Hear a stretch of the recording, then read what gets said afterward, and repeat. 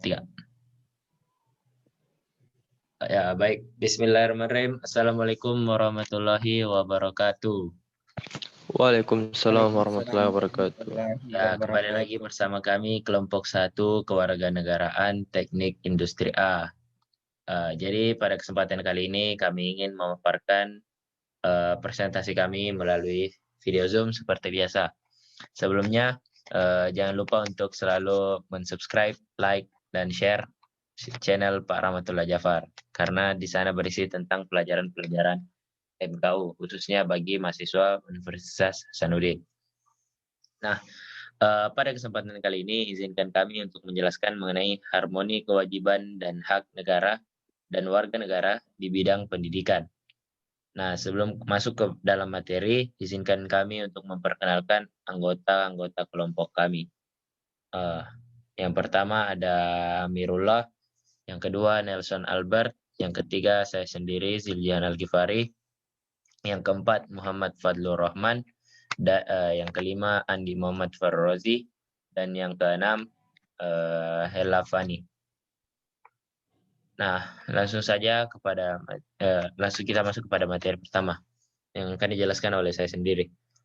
Nah, ada konsep harmoni kewajiban dan hak negara dan warga negara. Hak adalah kuasa untuk menerima atau melakukan sesuatu yang semestinya diterima atau dilakukan melulu oleh pihak tertentu dan tidak dapat oleh pihak lain, maupun juga pada prinsipnya dapat dituntut secara paksa olehnya. Sedangkan wajib adalah beban untuk memberikan sesuatu yang semestinya dibiarkan atau diberikan melulu oleh pihak tertentu, tidak dapat oleh pihak lain manapun, yang pada prinsipnya dapat dituntut secara paksa oleh orang yang berkepentingan. Nah, selanjutnya akan dijelaskan oleh saudara Amirullah. Baik, jadi adapun alasan mengapa diperlukan harmoni kewajiban dan hak negara dan warga negara Indonesia. Karena hak dan kewajiban warga negara merupakan wujud dan hubungan warga negara dengan negara. Hak dan kewajiban bersifat timbal balik, bahwa warga negara memiliki hak dan kewajiban terhadap negara. Sebaliknya, negara memiliki hak dan kewajiban terhadap warga negara. Next. Adapun pasalnya, yaitu pasal 31 ayat 1 Undang-Undang Dasar Negara Republik Indonesia tahun 1945, berbunyi setiap warga negara berhak mendapatkan pendidikan. Nah, selanjutnya akan dijelaskan oleh teman saya Muhammad Fadlur Rahman mengenai kelemahan pendidikan di Indonesia. Baik, terdapat kelemahan pendidikan di Indonesia. Yang pertama dapat kita tinjau dari relevansi pendidikan. Suatu sistem pendidikan diukur antara lain dari keberhasilan sistem itu dalam memasok tenaga-tenaga terampil dalam jumlah yang memadai bagi kebutuhan sektor-sektor pembangunan. Hal ini berdasarkan fakta yang ada. Keadaan lulusan pendidikan kita menunjukkan gejala yang semakin mengkhawatirkan. Dengan semakin besarnya pengangguran, sehingga masalah tidak relevannya pendidikan kita juga didukung dengan isi kurikulum yang tidak sesuai dengan perkembangan ekonomi dan kemajuan iptek. Yang kedua, kualitas pendidikan. Adapun beberapa indikator yang penting adalah mutu guru yang masih rendah pada semua jenjang pendidikan. Selain itu, alat-alat bantu dan proses belajar mengajar. Hal ini sangat bergantung pada alokasi dana bagi pendidikan dari anggaran pendidikan belanja negara atau APBN. Anggaran pendidikan belanja. Yang ketiga, elitisme. Adapun maksud dari elitisme dalam pendidikan ini adalah kecenderungan penyelenggara pendidikan oleh pemerintah yang menguntungkan kelompok masyarakat yang mampu. Yang keempat, manajemen pendidikan. Nah, seiring dengan berjalannya waktu, pendidikan telah menjadi suatu industri. Untuk itu harus dikelola secara profesional. Ketiadaan tenaga-tenaga manajer pendidikan profesional mengharuskan kita mengadakan terobosan-terobosan untuk membawa pendidikan ini sejalan dengan langkah pendidikan yang semakin cepat.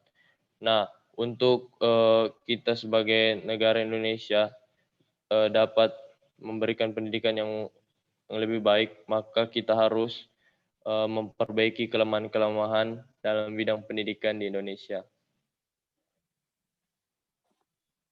Next. Selanjutnya akan dijelaskan oleh Nelson. Slide ini. Kewajiban negara dalam penyelenggaraan pendidikan dasar. Negara dapat diartikan sebagai asosiasi manusia yang bekerja sama untuk mencapai tujuan bersama. Melalui pembukaan UUD 1945, bangsa Indonesia menyatakan cita-cita atau tujuan luhurnya, salah satunya adalah mencerdaskan kehidupan bangsa. Negara menjadi pihak yang paling bertanggung jawab karena berdasarkan sifat-sifatnya yang khusus, antara lain memaksa, memonopoli, dan mencakup semua. Negara menjadi satu-satunya organisasi yang berdaulat, yang berhak mengatur dan memaksakan kebijakan serta berbagai produk peraturan atas nama masyarakat. Maka dari itu negara mempunyai tanggung jawab untuk menyediakan pendidikan yang berkualitas untuk masyarakatnya. Next. Nah, selanjutnya akan dijelaskan oleh Saudara Farrozi mengenai realita pendidikan di Indonesia. Ya, baik. Terima kasih atas kesempatannya. Jadi, realita pendidikan di Indonesia. Jika kita lihat saat ini, pemerintah telah berupaya untuk meningkatkan kualitas pendidikan dengan berbagai usaha yang telah dilakukan. Namun, hal tersebut belum bisa mengatasi masalah pendidikan ini. Sekolah yang berada di kota mungkin bisa kita kategorikan sebagai sekolah yang telah berhasil, karena sarana dan prasarananya juga mendukung. Akan tetapi, bagaimana dengan sekolah yang ada di daerah pelosok? Sekolah yang ada di pelosok-pelosok memiliki keterbatasan dalam sarana dan prasarana.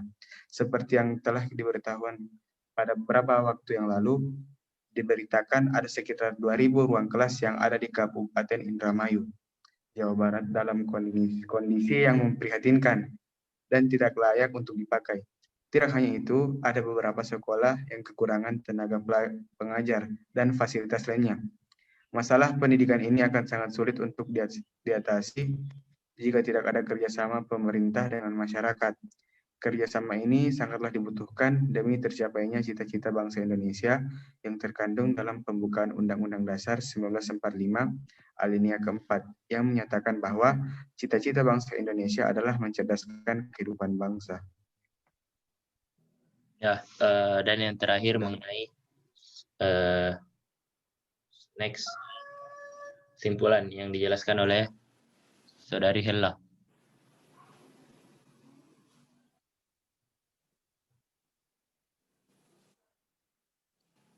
Kesimpulannya, hak untuk memperoleh pendidikan dasar adalah hak setiap warga negara sebagaimana diatur dalam konstitusi.